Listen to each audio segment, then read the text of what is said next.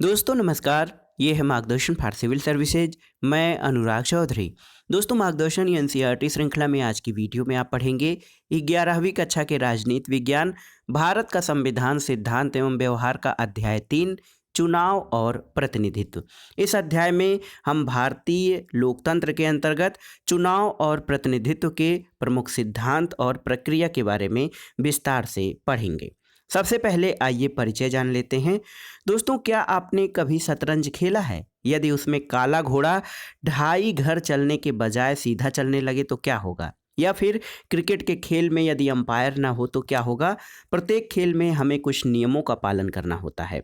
उन नियमों को बदल दिया जाए तो खेल का परिणाम भी बदल जाएगा। इसी तरह प्रत्येक खेल में एक निष्पक्ष अंपायर यानी निर्णायक होना चाहिए, जिसके निर्णयों को सभी खिलाड़ी स्वीकार कर लें।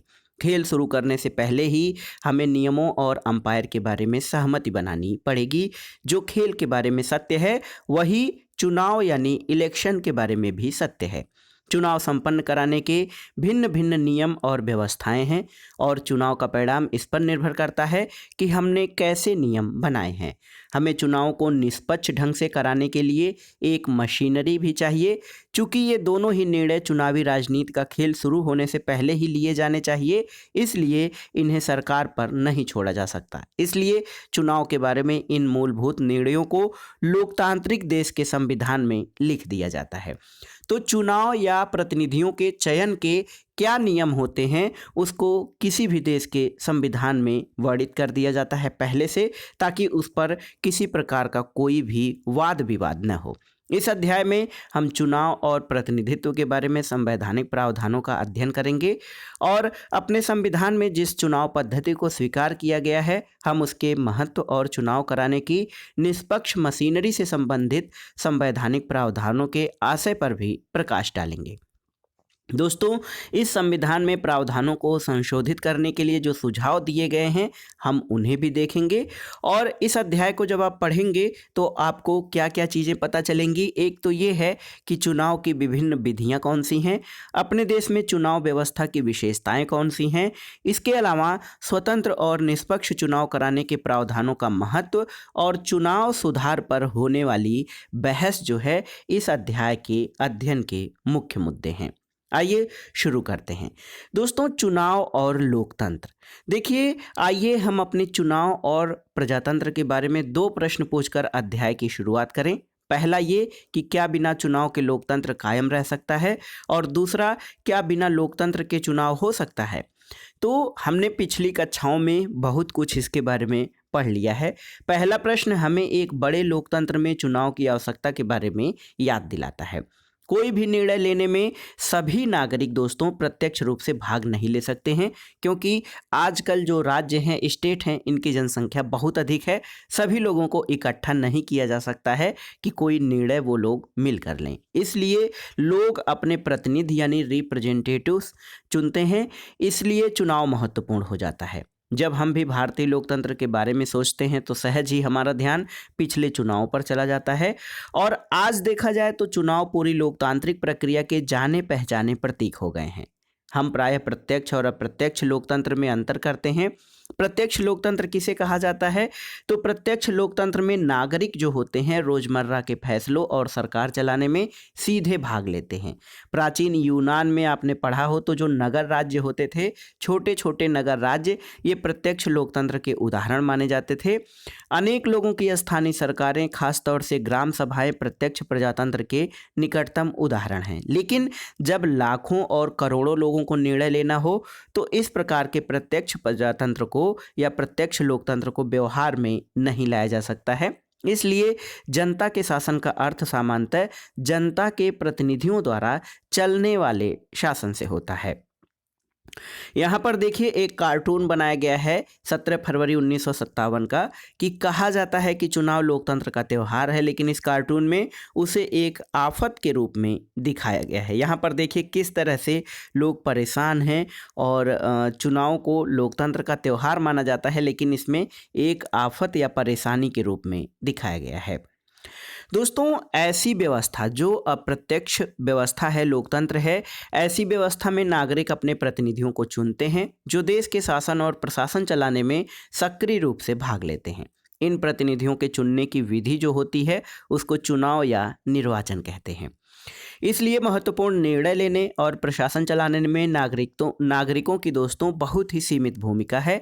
वे इन नीतियों के निर्माण में बहुत सक्रिय रूप से सम्मिलित नहीं होते हैं।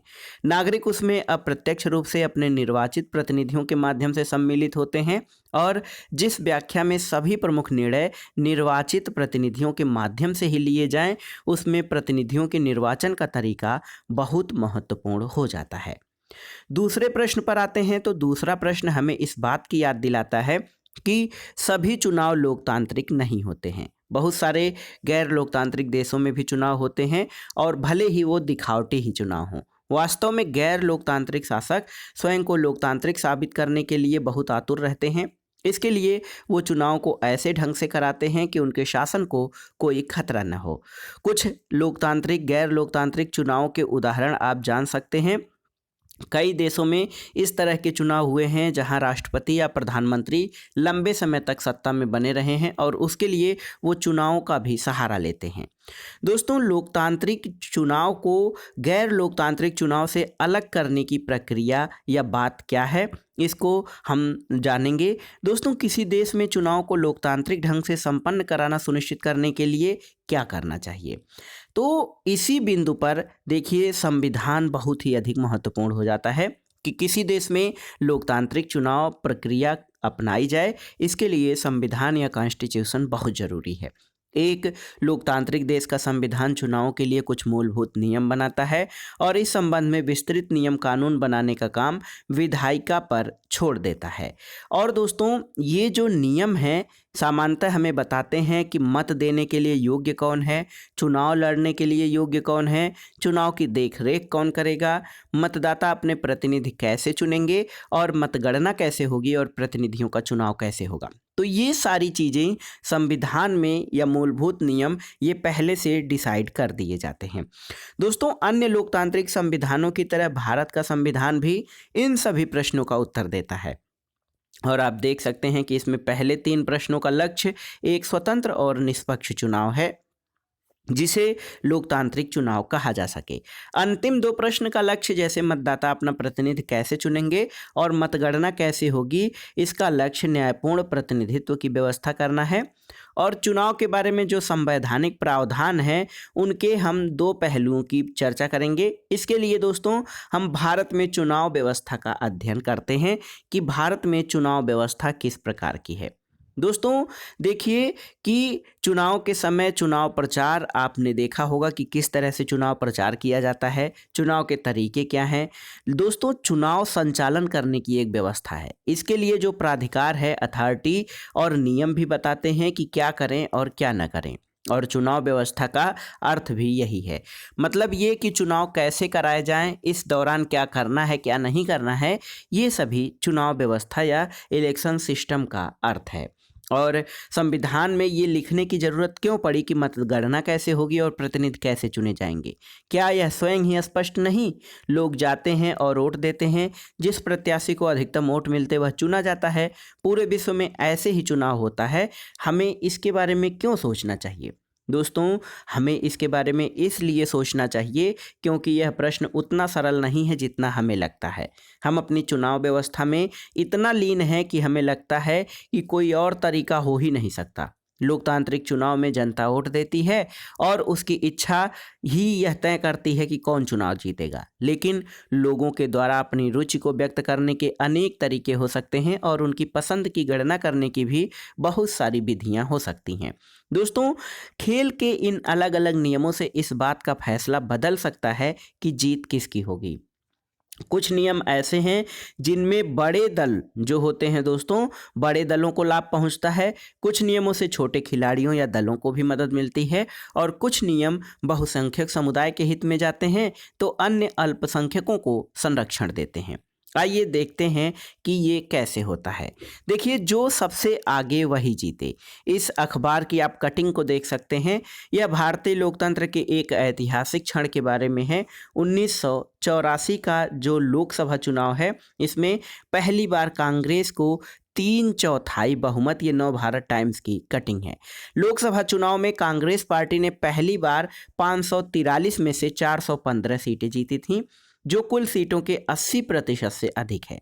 लोकसभा चुनाव में किसी दल को ऐसी सफलता कभी नहीं मिली। और इस चुनाव से आपको क्या पता चलता है दोस्तों?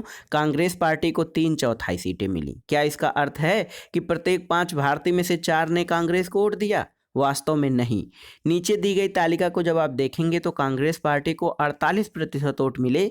इसका अर्थ ये हुआ कि कुल मिलाकर जितने लोगों ने मतदान किया उसमें से केवल 48% लोगों ने कांग्रेस को वोट किया। लेकिन पार्टी को 80% से अधिक सीटें मिली। और अन्य दलों के जब आप प्रदर्शन देखेंगे तो इसमें भाजपा को 7.4% वोट मिले, लेकिन 1% से कम सीटें मिली। ऐसा कैसे हुआ? यहाँ पर देखिए 1984 के लोकसभा चुनाव की आप जब सूची देखेंगे तो इसमें कांग्रेस को कुल 415 सीटें मिली थीं, जिसमें 48.4% वोट उसको मिले। भाजपा को 7.4% वोट मिले, जबकि 2 सीटें इसको प्राप्त हुईं। और जनता पार्टी को 6.7% वोट मिले और उसको कुल 10 सीटों पर विजय प्राप्त हुई। इसी प्रकार लोक दल ने 5.7% वोट पाकर 3 सीटों पर विजय प्राप्त की। और मार्क्सवादी कम्युनिस्ट पार्टी दोस्तों, ये देखिए 5.7% वोटों के साथ 22 सीटों पर इसने जीत दर्ज की। और तेलुगु देशम पार्टी को 4.1% वोटों के साथ 30 सीटों पर विजय मिली। तो ये इसलिए हुआ कि हम अपने देश में चुनाव की एक विशेष विधि का पालन करते हैं। और हमारे देश में जो चुनाव की विधि है, इसमें पूरे देश को 543 निर्वाचन क्षेत्रों में बांट दिया गया है। आप जानते हैं कि लोकसभा की 543 सीटें हैं। प्रत्येक निर्वाचन क्षेत्र से एक प्रतिनिधि चुना जाता है और उस निर्वाचन क्षेत्र में जिस प्रत्याशी को सबसे अधिक वोट मिलते हैं, चाहे उसे किसी प्रत्याशी से, मान लीजिए ABCD, इस प्रत्याशियों में से किसी एक प्रत्याशी से ए को मान लीजिए 11 वोट मिले, बी को 9 वोट मिले, सी को 10 वोट मिले और डी को 3 वोट मिले, तो किसी एक प्रत्याशी से इसको अगर जो ए को एक अधिक वोट भी मिल गया है तो उसे विजयी घोषित कर दिया जाएगा। तो यहाँ पर देखिए, ये ध्यान रखना बहुत ज़रूरी है कि इस व्यवस्था में जिस प्रत्याशी को अन्य सभी प्रत्याशियों से अधिक वोट मिल जाते हैं उसे निर्वाचित घोषित कर दिया जाता है। और विजयी प्रत्याशी के लिए ये जरूरी नहीं कि उसे कुल मतों का बहुमत मिले। इस विधि को जो सबसे आगे वही जीते प्रणाली, first past the post system कहते हैं। चुनावी दौड़ में जो प्रत्याशी अन्य प्रत्याशियों के मुकाबले सबसे आगे निकल जाता है वही विजयी होता है। इसको बहुलवादी व्यवस्था भी कहते हैं और संविधान इसी विधि को स्वीकार करता है। ये हमारे देश का जो चुनाव प्रक्रिया है वो इसी तरह से चलती है। आइए अब उदाहरण की ओर लौटें। कांग्रेस पार्टी को प्राप्त मतों के अनुपात से ज़्यादा सीटें इसलिए मिली क्योंकि अनेक निर्वाचन क्षेत्रों में जहां उसके प्रत्याशी जीते उन्हें 50% से कम वोट मिले। और यदि चुनाव मैदान में कई प्रत्याशी हों तो जीतने वाले प्रत्याशी को प्रायः 50% से कम वोट मिलते हैं। सभी हारने वाले प्रत्याशियों के वोट बेकार चले जाते हैं क्योंकि इन वोटों के आधार पर उन प्रत्याशियों या दलों को कोई सीट नहीं मिलती।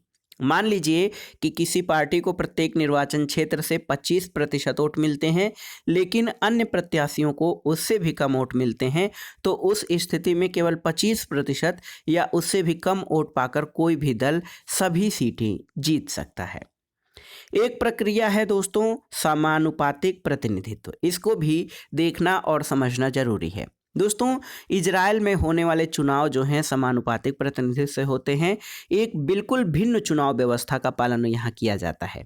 इजराइल में मतगणना के बाद प्रत्येक पार्टी को संसद में उसी अनुपात में सीटें दे दी जाती हैं जिस अनुपात में उन्हें वोटों में हिस्सा मिलता है।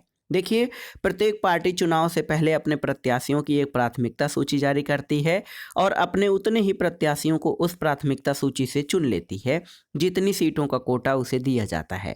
चुनाव की इस व्यवस्था को समानुपातिक प्रतिनिधित्व प्रणाली कहते हैं और इस प्रणाली में किसी पार्टी को उतना ही प्रतिशत सीटें मिलती हैं जितने प्रतिशत उसे वोट मिलते हैं। दोस्तों, समानुपातिक प्रतिनिधित्व के 2 प्रकार होते हैं। कुछ देशों जैसे इजराइल या नीदरलैंड में पूरे देश को एक निर्वाचन क्षेत्र माना जाता है और प्रत्येक पार्टी को राष्ट्रीय चुनाव में प्राप्त वोटों के अनुपात में सीटें दे दी जाती हैं। दूसरा तरीका अर्जेंटीना और पुर्तगाल में देखने को मिलता है, जहां पूरे देश को बहुसदस्यीय निर्वाचन क्षेत्रों में बांट दिया जाता है। प्रत्येक पार्टी प्रत्येक निर्वाचन क्षेत्र के लिए अपने प्रत्याशियों की एक सूची जारी करती है, जिसमें उतने ही नाम होते हैं जितने प्रत्याशियों को उस निर्वाचन क्षेत्र से चुना जाना होता है।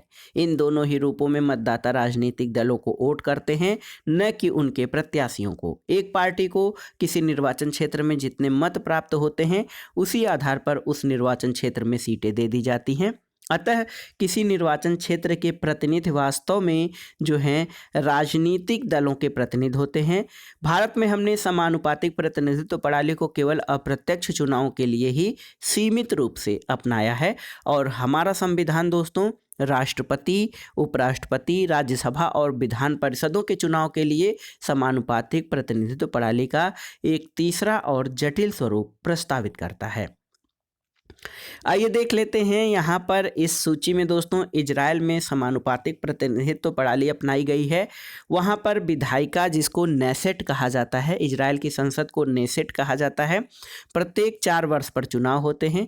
प्रत्येक पार्टी अपने प्रत्याशियों की एक सूची जारी करती है, लेकिन मतदाता जो हैं प्रत्याशियों को नहीं वरन पार्टियों को वोट देते हैं। प्रत्येक पार्टी को प्राप्त वोटों के अनुपात में ही विधायिका में सीटें मिलती हैं और इससे सीमित जनाधार वाली छोटी पार्टियों को भी विधायिका में कुछ प्रतिनिधित्व मिल जाता है और शर्त यह है कि विधायिका में सीट पाने के लिए न्यूनतम 3.25% वोट मिलने चाहिए और इससे बहुदलीय गठबंधन सरकारें बनती हैं। यहाँ पर देखिए 2015 के नेसेट चुनाव परिणाम दिए गए हैं यहाँ पर। अब आइए देखते हैं दोस्तों सर्वाधिक वोट पाने वाले की जीत और समानुपातिक प्रतिनिधित्व चुनाव व्यवस्था की तुलना। देखिए सर्वाधिक वोट पाने वाले की जीत में पूरे देश को छोटे छोटे भौगोलिक इकाइयों में बांट दिया जाता है, जिससे निर्वाचन क्षेत्र या जिला कहते हैं। समानुपातिक प्रतिनिधित्व में किसी बड़े भौगोलिक क्षेत्र को एक निर्वाचन क्षेत्र मान लिया जाता है और पूरा का पूरा देश एक निर्वाचन क्षेत्र गिना जा सकता है। दोस्तों सर्वाधिक वोट पाने वाले की जीत में हर निर्वाचन क्षेत्र में से केवल एक प्रतिनिधि चुना जाता है, जबकि समानुपातिक प्रतिनिधित्व प्रणाली में एक निर्वाचन क्षेत्र से कई प्रतिनिधि चुने जाते हैं। First past the post system में मतदाता प्रत्याशी को वोट देता है, समानुपातिक प्रतिनिधित्व में मतदाता पार्टी को वोट देता है। देखिए पार्टी को प्राप्त वोटों के अनुपात में अधिक या कम सीटें विधायिका में मिल सकती हैं। ये पहले जो भी चुनाव में पहले या सबसे अधिक वोट पाता है और समानुपातिक प्रतिनिधित्व में हर पार्टी को प्राप्त मत के अनुपात में विधायिका में सीटें हासिल होती हैं। और दोस्तों first past the post system में विजयी उम्मीदवार को जरूरी नहीं कि वोटों का बहुमत यानी 51% वोट मिले, बल्कि उसे किसी अन्य या हारे हुए प्रतिद्वंदियों से या जो उसके प्रतिद्वंदी हैं उनसे केवल एक मत ही अधिक मिल जाए तो उसे विजेता घोषित कर दिया जाता है। जबकि समानुपातिक प्रतिनिधित्व प्रणाली में विजयी उम्मीदवार को वोटों का बहुमत हासिल करना पड़ता है। First past the post system के उदाहरण यूनाइटेड किंगडम और भारत हैं, जबकि समानुपातिक प्रतिनिधित्व प्रणाली इजराइल और नीदरलैंड में अपनाई जाती है। भारत में दोस्तों राज्यसभा के चुनाव में जो समानुपातिक प्रतिनिधित्व की प्रणाली अपनाई जाती है उसको आइए समझने का प्रयास करते हैं। देखिए दोस्तों समानुपातिक प्रतिनिधित्व के 2 तरीके हमने जान लिए, तीसरा स्वरूप हमें भारत में राज्यसभा चुनाव में देखने को मिलता है। इसको एकल संक्रमणीय मत प्रणाली कहते हैं। प्रत्येक राज्य को राज्यसभा में सीटों का निश्चित कोटा प्राप्त है और राज्यों की विधानसभा के सदस्यों द्वारा इन सीटों के लिए चुनाव किया जाता है और इसमें राज्य के विधायक ही मतदाता होते हैं।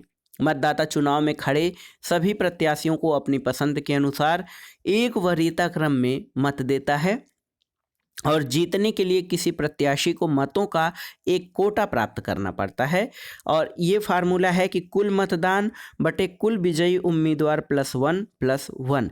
ये जो कोटा है इसी के आधार पर विजयी प्रत्याशी निकाला जाता है। जैसे उदाहरण आप ले सकते हैं, राजस्थान के 200 विधायकों को राज्यसभा के लिए 4 सदस्य चुनना है तो विजयी उम्मीदवार को 200/4 +1+1 यानी 40 + 1 41 वोटों की जरूरत पड़ेगी। जब मतगणना होती है तो उम्मीदवारों को प्राप्त प्रथम वरीयता वोट गिना जाता है प्रथम वरीयता वोट गणना के बाद यदि प्रत्याशियों की वांछित संख्या वोटों का कोटा प्राप्त नहीं कर पाती तो पुनः मतगणना होती है और ऐसे उस प्रत्याशी को मतगणना से निकाल दिया जाता है जिसे प्रथम वरीयता वाले सबसे कम वोट मिले हों।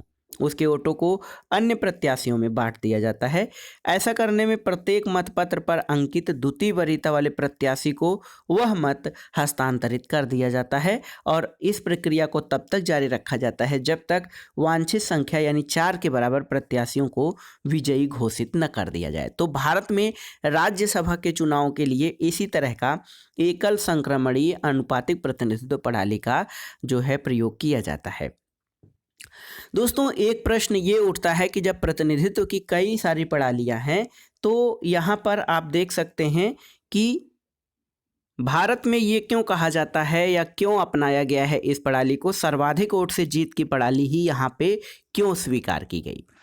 दोस्तों, इस प्रश्न के उत्तर का अनुमान लगाना बहुत कठिन नहीं है। यदि आपने ऊपर बॉक्स में राज्यसभा के चुनाव प्रक्रिया के बारे में पढ़ा है तो आपकी समझ में आ गया होगा कि ये जो समानुपातिक प्रतिनिधित्व की एकल संक्रमणीय मत प्रणाली है, ये प्रक्रिया काफ़ी जटिल है जो किसी छोटे देश में तो लागू हो सकती है पर उपमहाद्वीप जैसे विशाल देश में भारत में नहीं लागू की जा सकती है।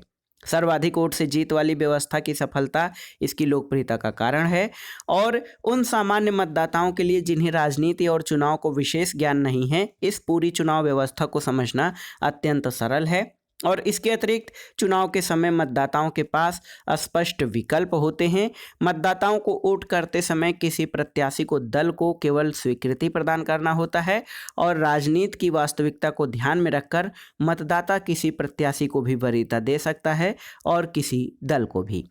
वो चाहे तो इन दोनों में से मतदान के समय संतुलन बनाने की कोशिश भी कर सकता है और ये प्रणाली मतदाताओं को केवल दलों में नहीं वरन उम्मीदवारों में भी चयन का स्पष्ट विकल्प देती है। अन्य चुनावी व्यवस्था में खासकर समानुपातिक प्रतिनिधित्व प्रणाली में मतदाताओं को किसी एक दल को चुनने का विकल्प दिया जाता है, लेकिन प्रत्याशियों का चयन पार्टी द्वारा जारी की गई सूची के अनुसार होता है और इस प्रकार किसी क्षेत्र विशेष का प्रतिनिधित्व करने वाला और उनके प्रति उत्तरदायी कोई एक प्रतिनिधि नहीं होता है। लेकिन सर्वाधिक वोट से जीत वाली व्यवस्था पर आधारित निर्वाचन क्षेत्रों में मतदाता जानते हैं कि उनका प्रतिनिधि कौन है और उसे उत्तरदायी ठहरा सकते हैं। तो इस प्रकार आप समझ सकते हैं दोस्तों कि किस तरह से ये जो हमारी प्रक्रिया है, क्यों हमने first past the post system को ही अपनाया है। यहाँ पर देखिए कि इस कार्टून में भीमकाय कांग्रेस के आगे विपक्ष के एक बौने रूप को दिखाया गया है। 29 मई 1949 का ये कार्टून है और इसमें क्या ये दिखाया गया है कि जो एक भीमकाय पार्टी होती है, बड़ी पार्टी होती है, उसके आगे अन्य दल बहुत छोटे और अस्तित्व विहीन होते हैं। लेकिन दोस्तों, सबसे महत्वपूर्ण बात यह है कि संविधान निर्माता समझते थे कि समानुपातिक प्रतिनिधित्व प्रणाली पर आधारित चुनाव जो हैं संसदीय प्रणाली में सरकार के स्थायित्व के लिए उपयुक्त नहीं होंगे और इसके बारे में हम आगे संसदीय प्रणाली की प्रकृति के बारे में भी पढ़ेंगे। और इस व्यवस्था की मांग है कि कार्यपालिका को विधायिका में बहुमत प्राप्त हो और समानुपातिक प्रतिनिधित्व प्रणाली में स्पष्ट बहुमत मिलने में कठिनाई होगी क्योंकि मतों के प्रतिशत के अनुपात में विधायिका में सीटें बांटी जाएंगी। सर्वाधिक दोस्तों, जो सर्वाधिक मत से जीत वाली प्रणाली है, अमूमन बड़े दलों या गठबंधनों को बोनस के रूप में कुछ अतिरिक्त सीटें मिल जाती हैं। ये सीटें उन्हें प्राप्त मतों के अनुपात से अधिक होती हैं, इसलिए यह प्रणाली एक अस्थायी सरकार बनाने का मार्ग प्रशस्त करके संसदीय सरकार को सुचारू और प्रभावी ढंग से काम करने का अवसर देती है। अंत में सर्वाधिक मत से जीत वाली प्रणाली एक निर्वाचन क्षेत्र में विभिन्न सामाजिक वर्गों को एकजुट होकर चुनाव जीतने में मदद करती है। भारत विविधता वाला देश है और यहाँ पे समानुपातिक प्रतिनिधित्व प्रणाली प्रत्येक समुदाय को अपनी एक राष्ट्रव्यापी पार्टी बनाने को प्रेरित करेगी। संभवतः यह बात भी हमारे संविधान बनाने वालों के दिमाग में रही होगी। दोस्तों, संविधान का अब तक का कामकाज देखा जाए तो संविधान निर्माताओं की अपेक्षाओं को प्रमाणित करता है और संविधान निर्माताओं की उम्मीदों को संविधान की कार्यप्रणाली से प्राप्त अनुभव प्रमाणित करता है। सर्वाधिक मत से जीत वाली प्रणाली आम मतदाता के लिए सरल और सुपरिचित सिद्ध हुई है और इसने केंद्र और राज्यों में बड़े दलों को स्पष्ट बहुमत प्राप्त करने में मदद की है। इस प्रणाली ने उन दलों को हतोत्साहित किया है जो किसी एक जाति या समुदाय से ही अपने सभी वोट प्राप्त करते हैं। सामान्यतः सर्वाधिक मत से जीत वाली प्रणाली से द्विदलीय व्यवस्था उभरती है और इसका मतलब ये है कि सत्ता के लिए दो प्रमुख प्रतियोगी हैं और यही दोनों बारी बारी से सत्ता प्राप्त करते हैं। नए दलों या तीसरी पार्टी को इस प्रतियोगिता में शामिल होने और सत्ता प्राप्त करने में कठिनाई होती है। लेकिन भारत में इस प्रणाली का अनुभव कुछ अलग है। स्वतंत्रता के बाद यद्यपि हमने सर्वाधिक मत से जीत वाली प्रणाली अपनाई है, फिर भी एक दल का वर्चस्व उभर कर सामने आया। इसके साथ साथ अनेक छोटे दल भी अस्तित्व में रहे। 1989 के बाद भारत में बहुदलीय गठबंधनों की कार्यप्रणाली को देखा जा सकता है और इसी के साथ अनेक राज्यों में धीरे धीरे द्विदलीय प्रतियोगिता उभर रही है। लेकिन भारतीय दलीय प्रणाली की प्रमुख विशेषता ये है कि गठबंधन सरकारों के आने से नए और छोटे दलों को सर्वाधिक मत से जीत वाली प्रणाली के बावजूद चुनावी प्रतियोगिता में प्रवेश करने का मौका मिला है। यहाँ पर आप देख सकते हैं दोस्तों कि तमिलनाडु विधानसभा चुनाव का ये जो परिणाम दिया गया है, यहाँ पर सर्वाधिक जो 234 सीटों पर 232 पर चुनाव हुए वहाँ पर, और उसमें 135 सीटें एआईडीएमके को मिली और डीएमके को 88 सीटें मिली। और इसमें देखिए जब इतनी पार्टियां होती हैं तो समानुपातिक प्रतिनिधित्व प्रणाली में जो सीटों का जो बंटवारा होता है वो चुनाव में प्राप्त मतों के प्रतिशत के आधार पर होगा। तो इसमें जो सीटों का बंटवारा होगा 234 का 40% यहाँ पर जो आएगा वो हो जाएगा, 234 का 31% डीएमके को, तो इस तरह से होगा। लेकिन जो हमारे यहाँ first past the post system है उसके अनुसार एआईडीएमके दोस्तों पूर्ण बहुमत में आती है यहाँ पे। अब आइए देखते हैं निर्वाचन क्षेत्रों का आरक्षण। दोस्तों हमने पढ़ा है कि सर्वाधिक मत से जीत वाली प्रणाली में किसी निर्वाचन क्षेत्र में जिस उम्मीदवार को सबसे अधिक वोट मिल जाता है उसे ही चुना हुआ घोषित कर दिया जाता है। इससे छोटे छोटे सामाजिक समूहों का अहित हो जाता है और ये भारतीय सामाजिक परिवेश में और अधिक महत्वपूर्ण है। हमारे यहाँ जाति आधारित भेदभाव का इतिहास रहा है। ऐसी सामाजिक व्यवस्था में सर्वाधिक मत से जीत वाली प्रणाली का परिणाम ये होगा कि दबंग सामाजिक समूह और जातियाँ हर जगह जीत जाएंगी और दलित उत्पीड़ित सामाजिक समूहों से उनको कोई प्रतिनिधित्व प्राप्त नहीं हो पाएगा। और हमारे संविधान निर्माता इस कठिनाई को जानते थे और ऐसे दलित उत्पीड़ित सामाजिक समूहों के लिए उचित और न्यायपूर्ण प्रतिनिधित्व सुनिश्चित करने की आवश्यकता समझते थे। देखिए तजम्मुल हुसैन संविधान सभा के वाद विवाद में इन्होंने कहा था कि पृथक निर्वाचन मंडल की व्यवस्था भारत के लिए अभिशाप रही, इसने देश की अपोड़ी छत की है। पृथक निर्वाचन मंडल ने हमारी प्रगति को रोक दिया है। हम मुसलमान राष्ट्र में मिल जाना चाहते हैं। खुदा के वास्ते मुस्लिम समुदाय के लिए किसी प्रकार के आरक्षण पर विचार न करें। स्वतंत्रता के पूर्व भी इस विषय पर बहस हुई थी और ब्रिटिश सरकार ने पृथक निर्वाचन मंडल की शुरुआत की थी। पृथक निर्वाचन मंडल का अर्थ ये हुआ कि किसी समुदाय के प्रतिनिधि के चुनाव में केवल उसी समुदाय के लोग वोट डाल सकेंगे। संविधान सभा के अनेक सदस्यों को इस पर शंका थी। उनका विचार था कि ये व्यवस्था हमारे उद्देश्यों को पूरा नहीं करेगी, इसलिए आरक्षित निर्वाचन क्षेत्रों की व्यवस्था को अपनाया गया। इस व्यवस्था के अंतर्गत किसी निर्वाचन क्षेत्र में सभी मतदाता वोट तो डालेंगे, लेकिन प्रत्याशी केवल उसी समुदाय या सामाजिक वर्ग का होगा जिसके लिए वह सीट आरक्षित है। ऐसे अनेक सामाजिक समूह हैं जो पूरे देश में फैले हुए हैं। किसी एक निर्वाचन क्षेत्र में उनकी इतनी संख्या नहीं होती कि वे किसी प्रत्याशी की जीत को प्रभावित कर सकें, लेकिन पूरे देश पर नज़र डालने पर वे अच्छे खासे बड़े समूह के रूप में दिखाई देते हैं और उनको समुचित प्रतिनिधित्व देने के लिए आरक्षण की व्यवस्था जरूरी हो जाती है। दोस्तों संविधान अनुसूचित जातियों और अनुसूचित जनजातियों के लिए लोकसभा और राज्य की विधानसभाओं में आरक्षण की व्यवस्था करता है। प्रारंभ में ये व्यवस्था 10 वर्ष के लिए लागू की गई थी, लेकिन अनेक संवैधानिक संशोधनों द्वारा इसे बढ़ाकर 2020 तक कर दिया गया है और आरक्षण की अवधि खत्म होने पर इसे और आगे बढ़ाने का निर्णय लिया जा सकता है। दोस्तों इन समूहों की आरक्षित सीटों का वही अनुपात है जो भारत में जनसंख्या में इनका अनुपात है। लोकसभा की 543 निर्वाचन सीटों में 84 अनुसूचित जाति और 47 अनुसूचित जनजाति, जो 26 जनवरी 2019 की स्थिति है, उनके लिए आरक्षित है। दोस्तों, जयपाल सिंह ने संविधान सभा के वाद विवाद खंड में कहा था कि मैं भारत के आदिवासियों की ओर से कुछ कहना चाहता हूं। ब्रिटिश सरकार, प्रमुख राजनीतिक दलों और हर प्रबुद्ध भारतीय नागरिक को धन्यवाद कि उनके ही कारण अब तक हमें ऐसे अलग थलग करके रखा गया जैसे किसी को चिड़ियाघर में रखा जाता है। हम आपके साथ घुलने मिलने को तैयार हैं और इसी कारण हमने व्यवस्थापिकाओं की सीटों के आरक्षण की मांग पर जोर दिया है। हमने पृथक प्रतिनिधित्व की मांग नहीं की है। 1935 के अधिनियम के अंतर्गत पूरे भारत की सभी विधानसभाओं में 1585 में कुल 24 विधायक आदिवासी थे और केंद्र में तो एक भी नहीं था। तो ये आदिवासियों की भी समस्याओं के लिए उसमें मुद्दा उठा था। दोस्तों, कौन से निर्वाचन क्षेत्र आरक्षित होंगे, ये कौन तय करता है? तो किस आधार पर यह निर्णय लिया जाता है? तो ये निर्णय एक स्वतंत्र संस्था द्वारा लिया जाता है जिसको परिसीमन आयोग कहते हैं।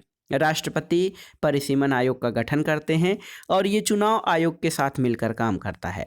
इसका गठन पूरे देश में निर्वाचन क्षेत्रों की सीमा खींचने के उद्देश्य से किया जाता है और प्रत्येक राज्य के लिए आरक्षण के लिए निर्वाचन क्षेत्रों का एक कोटा होता है जो उस राज्य में अनुसूचित जाति या अनुसूचित जनजाति की संख्या के अनुपात में होता है। परिसीमन के बाद परिसीमन आयोग प्रत्येक निर्वाचन क्षेत्र में जनसंख्या की संरचना देखता है। जिन निर्वाचन क्षेत्रों में अनुसूचित जनजातियों की जनसंख्या सबसे अधिक होती है उसे उनके लिए आरक्षित कर दिया जाता है। अनुसूचित जातियों के मामले में परिसीमन आयोग दो बातों पर ध्यान देता है।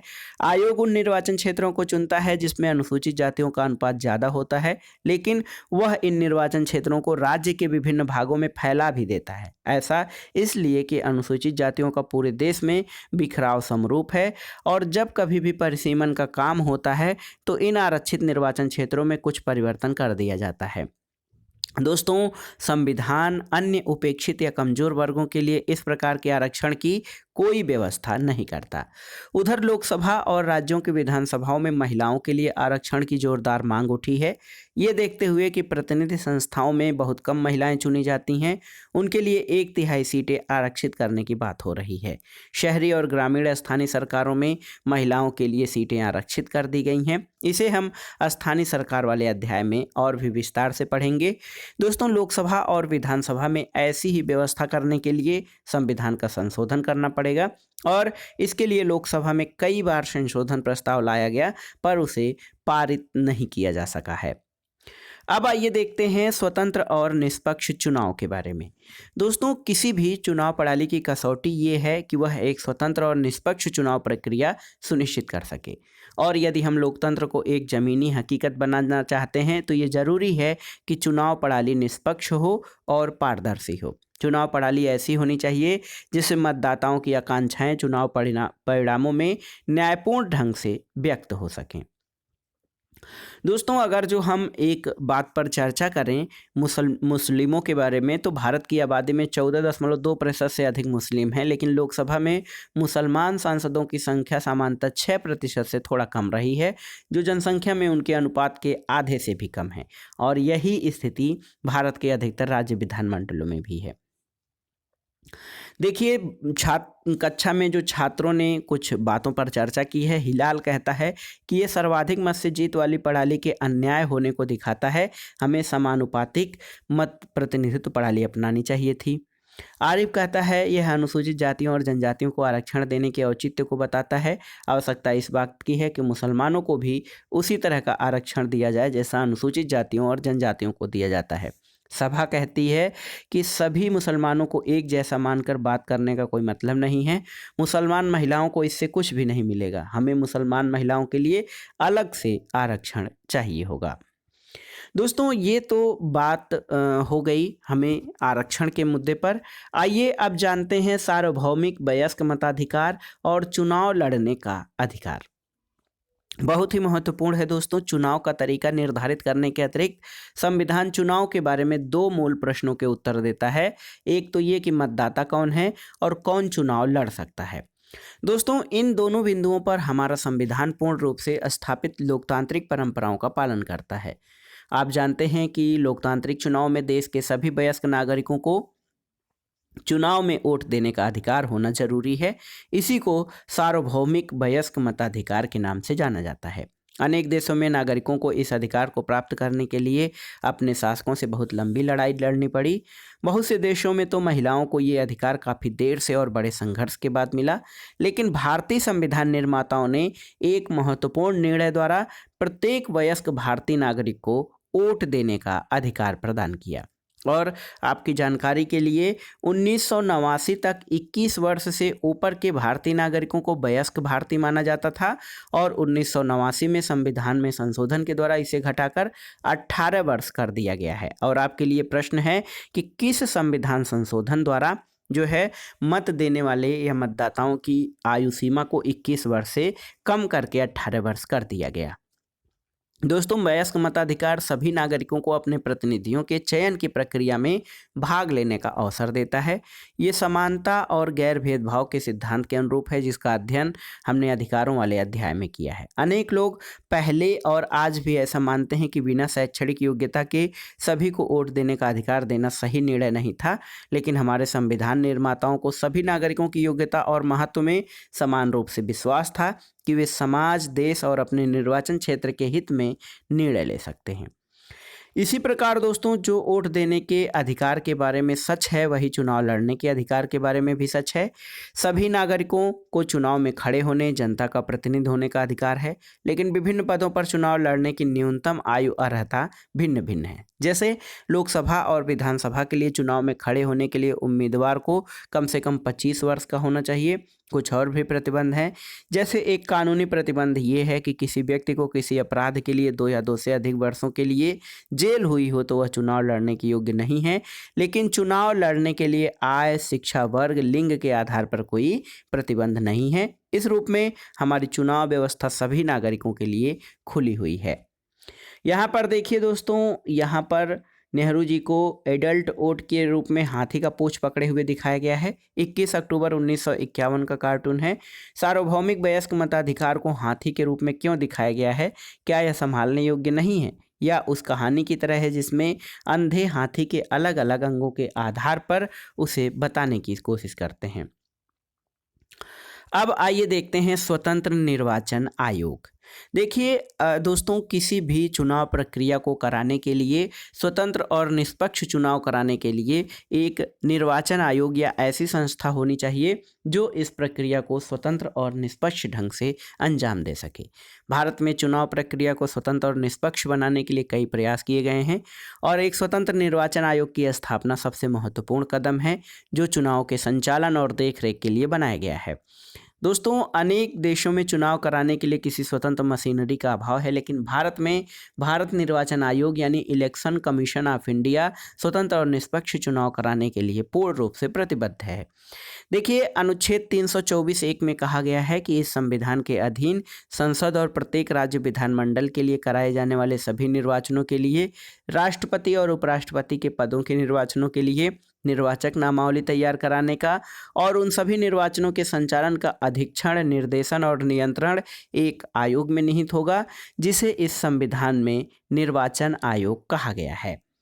दोस्तों, भारतीय संविधान का अनुच्छेद 324 जो है, ये दोस्तों निर्वाचनों के लिए मतदाता सूची तैयार कराने और चुनाव के संचालन का अधीक्षण, निर्देशन और नियंत्रण का अधिकार एक स्वतंत्र निर्वाचन आयोग को देता है। संविधान के ये शब्द बहुत ही महत्वपूर्ण हैं, क्योंकि निर्वाचन आयोग को चुनाव से संबंधित हर बात पर अंतिम निर्णय करने की भूमिका है और सर्वोच्च न्यायालय में भी संविधान की इस व्याख्या से सहमति व्यक्त की गई है।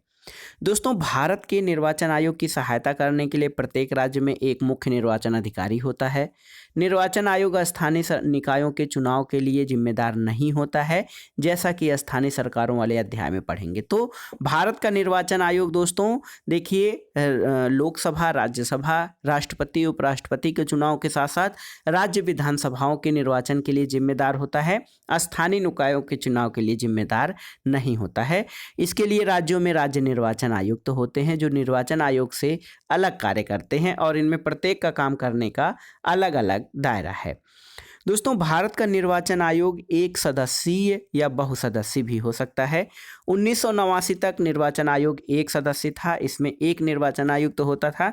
1989 के आम चुनाव के ठीक पहले 2 अन्य निर्वाचन आयुक्तों को नियुक्त करके इसे बहुसदस्यीय आयोग बना दिया गया। चुनाव के बाद फिर उसे एक सदस्य बना दिया गया और 1993 में पुनः 2 निर्वाचन आयुक्तों की नियुक्ति हुई और निर्वाचन आयोग बहुसदस्यीय हो गया है। तब से यह बहुसदस्यीय बना हुआ है। शुरू में बहुसदस्यीय निर्वाचन आयोग को लेकर तरह तरह की शंकाएं थी। मुख्य निर्वाचन आयुक्त और अन्य आयुक्तों के बीच इस बात पर घोर मतभेद था कि किसको कितनी शक्ति प्राप्त है। इसका समाधान सर्वोच्च न्यायालय को करना पड़ा और इस बात पर अब सामान्य सहमति है कि बहुसदस्यीय निर्वाचन आयोग ज़्यादा उपयुक्त है, क्योंकि इससे आयोग की शक्तियों में साझेदारी हो गई है और आयोग पहले से कहीं ज़्यादा जवाबदेह बन गया है। दोस्तों, निर्वाचन आयोग का अध्यक्ष मुख्य निर्वाचन आयुक्त होता है, लेकिन अन्य 2 निर्वाचन आयुक्तों की तुलना में उसे ज़्यादा शक्तियां प्राप्त नहीं हैं। एक सामूहिक संस्था के रूप में चुनाव संबंधी सभी निर्णय में मुख्य निर्वाचन आयुक्त और अन्य दोनों निर्वाचन आयुक्त की शक्तियां समान हैं। उनकी नियुक्ति राष्ट्रपति द्वारा मंत्रिपरिषद के परामर्श पर की जाती है और ऐसे में संभव है कि सरकार द्वारा किसी ऐसे हितैषी की नियुक्ति निर्वाचन आयोग में कर दी जाए जो चुनाव में सरकार का समर्थन करे। इस शंका के चलते अनेक लोगों ने इस प्रक्रिया को बदलने का सुझाव दिया। उनका सुझाव है कि इसके लिए एक भिन्न प्रक्रिया का पालन किया जाना चाहिए, जिसमें मुख्य निर्वाचन आयुक्तों की नियुक्ति से में विपक्ष के नेता और भारत के मुख्य न्यायाधीश से परामर्श करना जरूरी होना चाहिए। दोस्तों, संविधान में मुख्य निर्वाचन आयुक्त और निर्वाचन आयुक्तों के कार्यकाल की सुरक्षा देता है। निर्वाचन आयुक्त का कार्यकाल 6 वर्ष अथवा 65 वर्ष की आयु तक जो भी पहले खत्म होकर नियुक्त किया गया है, और मुख्य निर्वाचन आयुक्त को कार्यकाल समाप्त होने के पहले राष्ट्रपति द्वारा हटाया जा सकता है, पर इसके लिए संसद के दोनों सदनों में विशेष बहुमत से दोस्तों प्रस्ताव पारित करके इस आशय का एक प्रतिवेदन राष्ट्रपति को भेजना होगा। ऐसा यह सुनिश्चित करने के लिए किया गया है कि कोई भी सरकार उस मुख्य निर्वाचन आयुक्त को न हटा सके जो चुनाव में उसकी तरफदारी करने से मना करे। निर्वाचन आयुक्तों को भारत का राष्ट्रपति ही हटा सकता है। दोस्तों, भारत के निर्वाचन आयोग के पास काम बहुत अधिक हैं। देखिए, पहला काम तो ये है कि वह मतदाता सूचियों को नया करने की काम की देखरेख करता है। पूरा प्रयास करता है कि मतदाता सूचियों में गलतियां न हो, यानी पंजीकृत मतदाताओं के नाम न छूट जाएं और न ही उसमें ऐसे लोगों के नाम हों जो मतदान के अयोग्य हों या जीवित न हों। तो इसका अपडेशन भी होता रहता है। दूसरा काम ये है कि वह चुनाव का समय और चुनाव का पूरा कार्यक्रम तय करता है। इस कार्यक्रम में निम्न बातों का उल्लेख होता है कि चुनाव की अधिघोषणा, नामांकन प्रक्रिया शुरू करने की तिथि, मतदान की तिथि, मतगणना की तिथि और चुनाव परिणामों की घोषणा। इसके अलावा इस पूरी प्रक्रिया में दोस्तों निर्वाचन आयोग को स्वतंत्र और निष्पक्ष चुनाव कराने के लिए निर्णय लेने का अधिकार है। वह पूरे देश, किसी राज्य या किसी निर्वाचन क्षेत्र में चुनाव को इस आधार पर स्थगित या रद्द कर सकता है कि वहां माकूल माहौल नहीं है और स्वतंत्र और निष्पक्ष चुनाव कराना संभव नहीं है। निर्वाचन आयोग राजनीतिक दलों और उनके उम्मीदवारों के लिए एक आदर्श आचार संहिता लागू करता है। वह किसी भी निर्वाचन क्षेत्र में दोबारा चुनाव कराने की आज्ञा दे सकता है और यदि उसे लगे कि मतगणना पूरी प्रक्रिया से उचित और न्यायपूर्ण नहीं है तो वो दोबारा मतगणना कराने की भी आज्ञा दे सकता है। एक और काम है, निर्वाचन आयोग राजनीतिक दलों को मान्यता देता है और उन्हें चुनाव चिन्हों का आवंटन भी करता है। दोस्तों, निर्वाचन आयोग के पास बहुत ही सीमित कर्मचारी होते हैं। वह प्रशासनिक मशीनरी की मदद से चुनाव करवाता है, लेकिन एक बार चुनाव प्रक्रिया शुरू हो जाने के बाद चुनाव संबंधी कार्यों के संबंध में आयोग का पूरी प्रशासनिक मशीनरी पर नियंत्रण हो जाता है। चुनाव प्रक्रिया के दौरान राज्य और केंद्र सरकार के प्रशासनिक अधिकारियों को चुनाव संबंधी कार्य दिए जाते हैं और इस संबंध में निर्वाचन आयोग का उन पर पूरा नियंत्रण होता है। निर्वाचन आयोग इन अधिकारियों का तबादला कर सकता है या उनके तबादले को रोक सकता है। अधिकारी निष्पक्ष ढंग से काम करने में विफल रहे तो आयोग उनके विरुद्ध कार्रवाई भी कर सकता है। दोस्तों, विगत वर्षों में निर्वाचन आयोग एक स्वतंत्र सत्ता के रूप में उभरा है, जिसने चुनाव प्रक्रिया की निष्पक्षता सुनिश्चित करने के लिए अपनी शक्तियों का प्रयोग किया है। उसने चुनाव प्रक्रिया की गरिमा बनाए रखने के लिए निष्पक्ष और न्यायपूर्ण ढंग से काम किया है और निर्वाचन आयोग का इतिहास इस बात का गवाह है कि संस्थाओं की कार्यप्रणाली में प्रत्येक सुधार के लिए कानूनी या संवैधानिक परिवर्तन आवश्यक नहीं। ये आम धारणा है कि 25 वर्ष पहले के मुकाबले आज निर्वाचन आयोग ज़्यादा स्वतंत्र और प्रभावी है। ऐसा इसलिए नहीं है कि निर्वाचन आयोग की शक्तियां उसकी संवैधानिक सुरक्षा बढ़ाती हैं। दरअसल निर्वाचन आयोग ने केवल उन शक्तियों का प्रभावशाली ढंग से प्रयोग करना शुरू कर दिया है जो उसे संविधान में पहले से ही प्राप्त थी। दोस्तों, 1951-52 से लोकसभा के 17 चुनाव हो चुके हैं। निर्वाचन आयोग द्वारा जो है विधानसभाओं के अनेक चुनाव और उपचुनाव कराए गए हैं। निर्वाचन आयोग को असम, पंजाब और जम्मू कश्मीर जैसे हिंसाग्रस्त क्षेत्रों में चुनाव कराने में अनेक कठिन परिस्थितियों का सामना करना पड़ा है।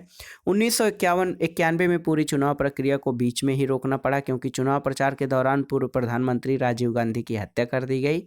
निर्वाचन आयोग को 2002 में एक अन्य गंभीर समस्या का सामना करना पड़ा जब गुजरात विधानसभा भंग कर दी गई और चुनाव कराना पड़ा। लेकिन निर्वाचन आयोग ने पाया कि राज्य में अप्रत्याशित हिंसा के कारण स्वतंत्र और निष्पक्ष चुनाव कराना तुरंत संभव न था। निर्वाचन आयोग ने राज्य में विधानसभा चुनाव को कुछ महीनों के लिए स्थगित करने का निर्णय लिया और सर्वोच्च न्यायालय ने निर्वाचन आयोग के इस निर्णय को वैध ठहराया था। तो दोस्तों, ये तो पूरी प्रक्रिया थी कि निर्वाचन आयोग, भारत का निर्वाचन आयोग कितनी कुशलता से अपना कार्य करता है। यहाँ पर एक विशेष बहुमत के बारे में उल्लेख किया गया है। विशेष बहुमत का अर्थ क्या होता है? तो दोस्तों, हम देखते हैं अक्सर हमारे जो संविधान में विशेष बहुमत शब्द आता है, उपस्थित और मतदान करने वाले सदस्यों का 2/3 बहुमत और सदन की कुल सदस्य संख्या का साधारण बहुमत। मान लीजिए आपको अपनी कक्षा में विशेष बहुमत से एक प्रस्ताव पारित करना है, तो कक्षा में 75 विद्यार्थी हैं, लेकिन मतदान के दिन केवल 51 विद्यार्थी उपस्थित हैं। उनमें से केवल 50 ने ही मतदान में भाग लिया। इस परिस्थिति में आप कह सकेंगे कि प्रस्ताव विशेष बहुमत से पास हो गया है। इस पुस्तक में विशेष बहुमत का उल्लेख मिलेगा। एक तो कार्यपालिका से संबंधित अगले ही अध्याय में है, जहां राष्ट्रपति पर महाभियोग का उल्लेख किया गया है, और अन्य 2 स्थानों को ढूंढेंगे जहां पर विशेष बहुमत की चर्चा की गई है। तो इसके बारे में हम विशेष बहुमत के बारे में आगे जहां भी ये टर्म आएंगे उसको हम चर्चा करते चलेंगे। यहाँ पर देखिए दोस्तों कि सावधान, चुनाव अब मुश्किल काम होने वाला है। अब नई आचार संहिता, सही और स्वच्छ मतदान और कड़े अनुशासन जैसी नई मुसीबतों को झेलना पड़ेगा। इसमें नेताजी अपने सहकर्मियों को समझा रहे हैं। नेताजी चुनाव आयोग से डर गए हैं। वे कह रहे हैं कि हमें निष्पक्ष और स्वतंत्र चुनाव की चुनौती झेलनी है, और नेता चुनाव आयोग से डरते हैं। क्यों है यह स्थिति लोकतंत्र के लिए अच्छी है? दोस्तों, जो निर्वाचन या चुनाव कराने वाली संस्था है वो स्वतंत्र और निष्पक्ष होनी चाहिए, तभी इसमें से भ्रष्टाचार और जो अन्य खामियां हैं चुनाव प्रक्रिया की वो दूर हो सकती हैं। देखिए दोस्तों, क्या कानून में परिवर्तन करके चुनाव में धन और बल के प्रयोग को रोका जा सकता है? क्या केवल कानून बदलने से कोई चीज़ वास्तव में बदलती है? तो इस प्रश्न का उत्तर ये है कि कानून बदलने भर से नहीं, बल्कि कानून को प्रभावशाली ढंग से लागू करने पे चीज़ें बदलती हैं। चुनाव सुधार, दोस्तों इलेक्शन रिफॉर्म बहुत बड़ा मुद्दा है भारत जैसे लोकतंत्र में। चुनाव की प्रणाली कभी आदर्श नहीं हो सकती है, उसमें अनेक कमियां और सीमाएं होती हैं। लोकतांत्रिक समाज को अपने चुनाव को और अधिक स्वतंत्र और निष्पक्ष बनाने के तरीकों को बराबर खोजते रहना पड़ता है। वयस्क मताधिकार, चुनाव लड़ने की स्वतंत्रता, एक स्वतंत्र निर्वाचन आयोग की स्थापना को स्वीकार कर भारत में चुनाव को स्वतंत्र और निष्पक्ष बनाने की कोशिश की गई है। लेकिन पिछले 66 वर्षों के अनुभवों के बाद हमारी चुनाव प्रणाली में सुधार के लिए अनेक सुझाव दिए गए हैं। चुनाव सुधारों के सुझाव निर्वाचन आयोग, विभिन्न राजनीतिक दलों, स्वतंत्र समूहों और अनेक विद्वानों द्वारा दिए गए हैं। इनमें से कुछ सुझाव इस अध्याय में उल्लिखित संवैधानिक प्रावधानों को संशोधित करने के बारे में है। जैसे यहाँ पर देखिए, हमारी चुनाव व्यवस्था को सर्वाधिक मत से जीत वाली प्रणाली के स्थान पर किसी प्रकार की समानुपातिक प्रतिनिधित्व प्रणाली लागू करना चाहिए, जिससे राजनीतिक दलों को उसी अनुपात में सीटें मिलेंगी जिस अनुपात में उन्हें वोट मिलेंगे। ये पहला मुद्दा है। दूसरा ये कि संसद और विधानसभाओं में 1/3 सीटों पर महिलाओं को चुनने का विशेष प्रावधान बनाया जाए। तीसरा ये कि चुनावी राजनीति में धन के प्रभाव को नियंत्रित करने के लिए और अधिक कठोर प्रावधान होने चाहिए। सरकार को एक विशेष निधि से चुनावी खर्चों का भुगतान करना चाहिए। चौथा ये कि जिस उम्मीदवार के विरुद्ध फौजदारी का मुकदमा हो उसे चुनाव लड़ने से रोक दिया जाना चाहिए, भले ही उसने इसके विरुद्ध न्यायालय में अपील कर रखी हो। पांचवा, चुनाव प्रचार में जाति धर्म के आधार पर की जाने वाली किसी अपील को पूरी तरह से प्रतिबंधित कर देना चाहिए। छठवां ये कि राजनीतिक दलों की कार्यप्रणाली को नियंत्रित करने के लिए तथा उनकी कार्यविधि को और अधिक पारदर्शी और लोकतांत्रिक बनाने के लिए कानून होना चाहिए। ये कुछ सीमित सुझाव हैं दोस्तों, और इन सुझावों पर कोई आम राय नहीं है, लेकिन यदि उन पर आम राय बन भी जाए तो भी कानून और औपचारिक प्रावधान एक सीमा तक ही कारगर हो सकते हैं। वास्तव में स्वतंत्र और निष्पक्ष चुनाव तभी हो सकते हैं जब सभी उम्मीदवार, राजनीतिक दल और वे सभी लोग जो चुनाव प्रक्रिया में भाग लेते हैं लोकतांत्रिक प्रतिस्पर्धा की भावना का सम्मान करें। यहाँ पर देखिए बहुत ही महत्वपूर्ण है। नेताजी कह रहे हैं पुरानी आदत छोड़ो और कैमरे के सामने आओ, अब तो तुम्हें टिकट मिल गया है और चुनाव लड़ना है। क्या गंभीर अपराध में संलिप्त अपराधी के चुनाव लड़ने पर प्रतिबंध होना चाहिए? तो दोस्तों जरूर होना चाहिए। गंभीर अपराध में संलिप्त अपराधी के चुनाव लड़ने पर प्रतिबंध होना चाहिए। इससे चुनाव की शुचिता और गरिमा को भी बनाए रखा जा सकता है। कानूनी सुधारों के अतिरिक्त दो और तरीके हैं जिसे ये सुनिश्चित किया जा सकता है कि चुनाव जनता की अपेक्षाओं और लोकतांत्रिक आकांक्षाओं को व्यक्त करे। पहला तो ये है कि जनता को स्वयं ही और अधिक सतर्क रहना चाहिए, राजनीतिक कार्यों में और अधिक सक्रियता से भाग लेना चाहिए। लेकिन आम आदमी के लिए नियमित रूप से राजनीति में भाग लेने की अपनी सीमाएं हैं। इसलिए जरूरी है कि अनेक राजनीतिक संस्थाओं और राजनीतिक संगठनों का विकास किया जाए जो स्वतंत्र और निष्पक्ष चुनाव सुनिश्चित कराने के लिए पहरेदारी करें। अब आइए अंत में इस अध्याय के निष्कर्ष पर आते हैं। दोस्तों जिन देशों में प्रतिनिधित्व वाला लोकतंत्र है वहाँ चुनाव और चुनाव का प्रतिनिधित्व वाला स्वरूप लोकतंत्र को और प्रभावी और विश्वसनीय बनाने में निर्णायक भूमिका निभाता है। भारत में चुनाव व्यवस्था की सफलता अनेक आधारों पर मापी जा सकती है।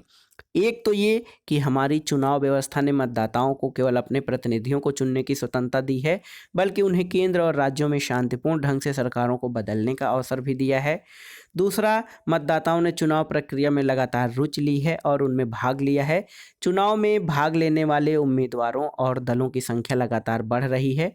और तीसरा ये कि चुनाव व्यवस्था में सभी को समान स्थान मिला है और ये सभी को साथ लेकर चली है। हमारे प्रतिनिधियों की सामाजिक पृष्ठभूमि भी धीरे धीरे बदली है। अब हमारे प्रतिनिधि विभिन्न सामाजिक वर्गों से आते हैं, यद्यपि इनमें अभी महिलाओं की संख्या में संतोषजनक वृद्धि नहीं हुई है। और चौथी बात ये कि देश के अधिकतर भागों में चुनाव परिणाम चुनावी अनियमितताओं और धांधली से प्रभावित नहीं होते। यद्यपि चुनाव में धांधली करने के अनेक प्रयास किए जाते हैं और चुनाव में हिंसा, मतदान सूचियों में वोटरों के नाम गड़बड़ होने की शिकायतें, डराए धमकाए जाने की शिकायतें सुनी होंगी, लेकिन ऐसी घटनाओं से शायद ही कोई चुनाव परिणाम प्रत्यक्ष रूप से प्रभावित होता हो। और अंतिम और सबसे महत्वपूर्ण बात यह है कि चुनाव हमारे लोकतांत्रिक जीवन के अभिन्न अंग हो गए हैं और कोई इस बात की कल्पना भी नहीं कर सकता कि कभी कोई सरकार चुनाव में जनादेश का उल्लंघन भी करेगी। इस तरह कोई यह भी कल्पना नहीं कर सकता कि बिना चुनाव की कोई सरकार बन पाएगी। वास्तव में भारत में निश्चित अंतराल पर होने वाले जो नियमित चुनाव हैं इनको एक महान लोकतांत्रिक प्रयोग के रूप में ख्याति मिली है। और इन सभी बातों से दोस्तों हमारी चुनाव व्यवस्था को देश विदेश में आदर से देखा जाता है। भारत में मतदाता के अंदर आत्मविश्वास बढ़ा है, मतदाताओं की निगाह में निर्वाचन आयोग का कद बढ़ा है और ये हमारे संविधान निर्माताओं के मूल निर्णयों को उचित ठहराता है। और यदि चुनाव प्रक्रिया को कुछ और दोष रहित बनाया जा सके तो हम मतदाता और नागरिक के रूप में लोकतंत्र के इस महोत्सव को और अच्छी तरह आनंद उठा सकेंगे और इसे अर्थपूर्ण बना सकेंगे। तो दोस्तों ये था एनसीईआरटी राजनीति विज्ञान के 11वीं कक्षा के राजनीति विज्ञान भारत का संविधान, सिद्धांत और व्यवहार का अध्याय 3 चुनाव और प्रतिनिधित्व। इस अध्याय में आपने चुनाव के बारे में जाना, उसकी विभिन्न प्रक्रियाएं क्या हैं, प्रतिनिधित्व के बारे में जाना और भारत में चुनाव आयोग के कार्यप्रणाली, उसके कार्यों और चुनाव आयोग या निर्वाचन आयोग किस प्रकार स्वतंत्र और निष्पक्ष चुनाव कराने में अपनी बेहतर भूमिका का निष्पादन कर रहा है उसके बारे में भी इस अध्याय में आपने विस्तार से जाना। वीडियो आपको कैसा लगा हमें कमेंट बॉक्स में ज़रूर बताइएगा। इसके अलावा वीडियो के दौरान आपसे एक प्रश्न पूछा गया है, उसका सही उत्तर आपको कमेंट बॉक्स में देना है। वीडियो देखने के लिए धन्यवाद दोस्तों। वीडियो को लाइक करें, शेयर करें और इस चैनल मार्गदर्शन फॉर सिविल सर्विसेज को सब्सक्राइब करें। वीडियो देखने के लिए धन्यवाद। नमस्कार।